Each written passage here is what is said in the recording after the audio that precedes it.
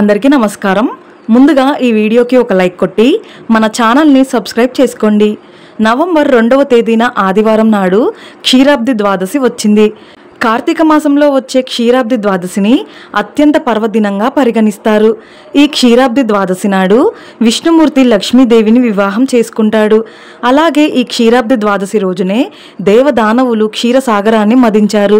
యోగ నిద్రలో ఉన్న విష్ణుమూర్తి కార్తీక ఏకాదశి నాడు నిద్రలేచి ఈ క్షీరాబ్ది ద్వాదశి నాడు తులసి బృందావనంలోకి అడుగుపెట్టి తులసి స్వరూపమైన లక్ష్మీదేవిని వివాహం చేసుకుంటాడు।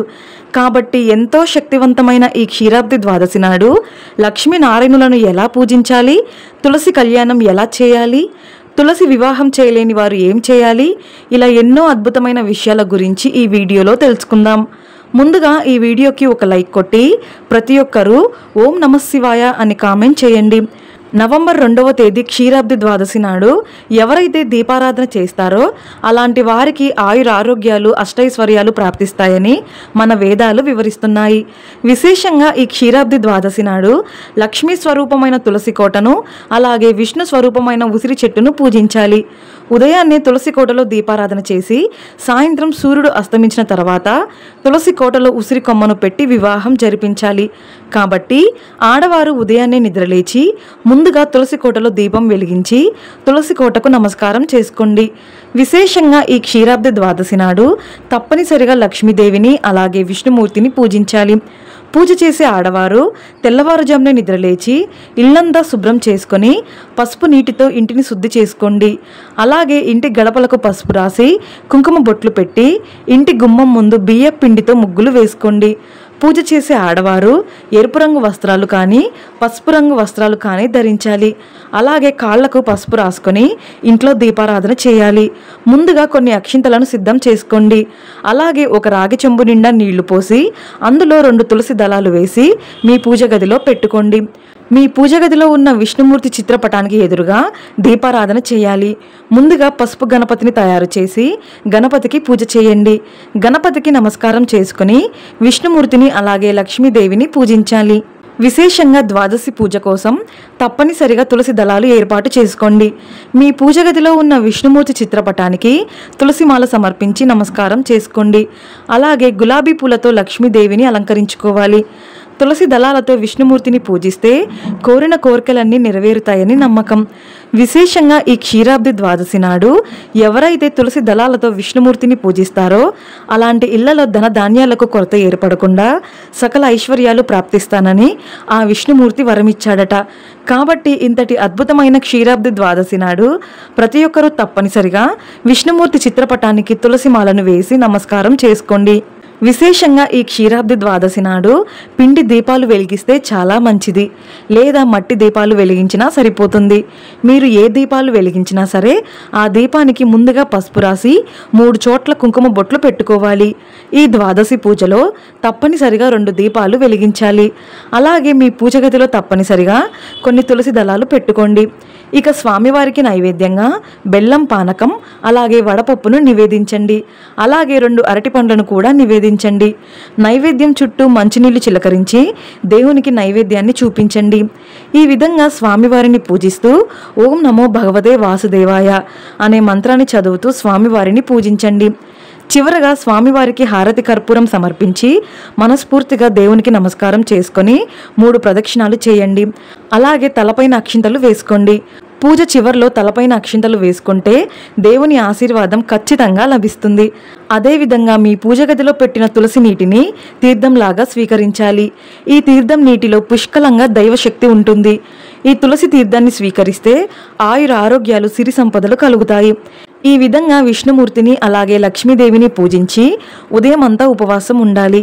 అయితే ఉపవాసం ఉండలేని వారు మీరు తినే ఆహారంలో ఉల్లిపాయ, వెల్లుల్లి, కందిపప్పు అలాగే మినుములు లేకుండా చూసుకోండి। ఈ విధంగా ఉదయం ఇంట్లో దీపారాధన చేసి సాయంత్రం సూర్యుడు అస్తమించిన తర్వాత అంటే సాయంత్రం 5 దాటిన తర్వాత స్త్రీలు మరలా తలస్నానం చేసి ఇల్లంతా పసుపు నీళ్లు చల్లుకోండి। అలాగే ఇంటి గుమ్మం ముందు 2 మట్టి దీపాలు వెలిగించండి। పూజ గదిలో కూడా ఒక చిన్న దీపం వెలిగించండి। అన్నిటికన్నా ముఖ్యంగా ఈ క్షీరాబ్ది ద్వాదశి నాడు ఏది చేసినా చేయకపోయినా సాయంత్రం సమయంలో తులసి మొక్కను అలాగే ఉసిరి చెట్టును పూజించాలి। ఈ రోజున తులసి కోటకు వివాహం జరిపిస్తే స్త్రీలకు సుమంగళి యోగం సిద్ధిస్తుంది. అలాగే మీ భర్తకు కూడా విపరీతమైన సంపదలు వరిస్తాయి. ఇక కుటుంబ కష్టాలన్నీ తొలగిపోయి సుఖ సంతోషాలు చేకూరుతాయి. కాబట్టి ఈ క్షీరాబ్ది ద్వాదశి నాడు సాయంత్రం సమయంలో తులసి కోటను అందంగా అలంకరించుకోండి. తులసి కోటకు నిండుగా పసుపు రాసి కుంకుమ బొట్లు పెట్టి పూలతో అలంకరించుకోవాలి. తులసి మొక్క లక్ష్మీదేవి స్వరూపం, అలాగే ఉసిరి చెట్టు విష్ణుమూర్తి స్వరూపం. కాబట్టి లక్ష్మీ స్వరూపమైన తులసి కోటలో ఉసిరి కొమ్మను పెట్టి తులసికి వివాహం జరిపించాలి. ఉసిరి కొమ్మ అందుబాటులో లేకపోతే తులసి కోటలో విష్ణుమూర్తి చిత్రపటాన్ని పెట్టి పూజ చేసుకోవచ్చు. తులసి ముందు అందంగా ముగ్గులు వేయండి. అష్టదళ పద్మం ముగ్గు వేస్తే ఇంకా మంచిది. తర్వాత ఒక ఎరుపు రంగు వస్త్రాన్ని తీసుకొని ఆ వస్త్రంతో తులసి కోటను అందంగా అలంకరించుకోండి. అలాగే వివిధ రకాల ఆభరణాలతో లక్ష్మీ స్వరూపమైన తులసిని అలంకరించుకోవాలి.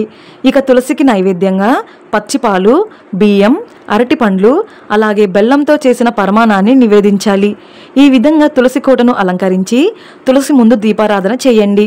విశేషంగా ఈ క్షీరాబ్ది ద్వాదశి నాడు 365 వత్తులతో తులసి ముందు దీపారాధన చేస్తే చాలా మంచిది. అలాగే తులసి కోటకు హారతి ఇచ్చి 5 ప్రదక్షిణాలు చేయండి. ఈ విధంగా చాలా సులభంగా తులసి కోటను పూజించవచ్చు. అయితే తులసి కోటకు వివాహం చేయాలంటే ఒక పసుపు తాడును తీసుకొని దానికి పసుపు కొమ్ము కట్టి తులసి మొక్కకు కట్టండి. ఎవరినైనా బ్రాహ్మణుని పిలిపించి తులసికి వివాహం జరిపిస్తే ఇంకా మంచిది. అయితే ఇదంతా చేయలేమనుకునేవారు తులసి కోటలో విష్ణుమూర్తి రూపాన్ని పెట్టి దీపారాధన చేసుకోండి. ఎంతో పుణ్య ఫలితం లభిస్తుంది. అయితే ఇంట్లో తులసి మొక్క లేనివారు దేవాలయంలో ఉన్న తులసి కోటలో దీపారాధన చేసుకోవచ్చు. అలాగే ఉసిరి చెట్టును పూజించినా సరే రెట్టింపు పుణ్య ఫలితం లభిస్తుంది. ఉసిరి చెట్టు అంటే స్వయంగా విష్ణుమూర్తి స్వరూపం. కాబట్టి ఉసిరి చెట్టు కింద ఉసిరి దీపాలు వెలిగిస్తే ఆ విష్ణుమూర్తి ఎంతో సంతోషించి కోరిన వరాలను వెంటనే ప్రసాదిస్తాడు. తులసి కోట ముందు కూడా ఉసిరి దీపాలు వెలిగించవచ్చు. ఈ రోజున ఉసిరి దీపాలు వెలిగిస్తే ఈ సంవత్సరం అంతా ధనానికి లోటు లేకుండా మీ కుటుంబం అంతా సుఖ సంతోషాలతో జీవిస్తారు. ఈ విధంగా తులసి కోటను పూజించిన వారికి భోగభాగ్యాలు కలుగుతాయి. వివాహం కాని వారు ఈ రోజున ఉపవాసం ఉంటే త్వరగా వివాహం కుదురుతుంది. వివాహమైన స్త్రీలు ఈ రోజున ఉపవాసం ఉంటే మీ దాంపత్య జీవితం అద్భుతంగా ఉంటుంది. అలాగే ఈ క్షీరాబ్ది ద్వాదశి నాడు మీ ఇంటికి ముత్తైదువులను పిలిచి వారికి తాంబూలం ఇచ్చి నమస్కారం చేసుకోండి. మీ ఇంటిపై లక్ష్మీనారాయణుల ఆశీర్వాదం ఎల్లవేళలా ఉంటుంది. ముఖ్యంగా సంతానం లేని దంపతులు ఈ రోజున తులసికి వివాహం జరిపిస్తే ఖచ్చితంగా సంతాన ప్రాప్తి కలుగుతుంది. ఈ క్షీరాబ్ది ద్వాదశి నాడు ఏదైనా విష్ణుమూర్తి దేవాలయానికి వెళ్ళి దేవాలయంలో దీపాలు వెలిగించండి. అలాగే రావి చెట్టు కింద దీపాలు వెలిగించినా చాలా మంచిది. అలాగే ఈ క్షీరాబ్ది ద్వాదశి నాడు విష్ణు సహస్రనామాలు చదివితే సకల పాపాలన్నీ తొలగిపోయి కోరిన కోరికలన్నీ తక్షణమే నెరవేరుతాయట. అలాగే ఈ రోజున గోమాతను పూజిస్తే ముక్కోటి దేవతలు ఎంతో సంతోషిస్తారు. గోమాతకు ఆహారం తినిపించి ప్రదక్షిణాలు చేస్తే జాతక దోషాలన్నీ వెంటనే తొలగిపోతాయి. ఇక ఈ ద్వాదశి నాడు పేదలకు దాన ధర్మాలు చేస్తే మీ కుటుంబంలో సుఖ సంతోషాలు పెరుగుతాయి. అలాగే బ్రాహ్మణులకు స్వయం పాకం దానంగా ఇస్తే చాలా మంచిది. ఈ వీడియో మీకు నచ్చితే లైక్ చేసి సబ్స్క్రైబ్ చేసుకోండి. జై శ్రీరామ్.